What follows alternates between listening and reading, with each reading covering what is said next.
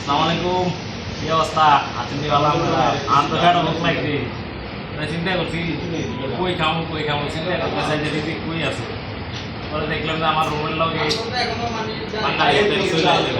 Delivery দিলাম শাহিন টাওয়ারে। বললাম কি আছে খালা? আমি চাইছিলাম যে করোনা বাদি খাইলাম। করোনা বাদি বা ট্যাং নামাজ এটি নাই এখন। তারা কি কি দিছে আইটেম ভর্তা দিছে। এটা কি দেয়া? সবজি আর এটা সরপুরি মাছ। এটা সরপুরি দেশি নাকি? দেশিটা। আর এটা হলো ডাইল, পাতলা ডাইল, গরিবের যেটা আর কি। আমরা যারা গরিব তারা প্রবাসী এই ডাইল খেতে ভালো লাগে। ডাইলের মধ্যে সব প্রোটিন আছে। যত আইটেম আছে মার্কেট থেকে এটাই বেস্ট। ডাইলের মধ্যে সব আছে পুষ্টি।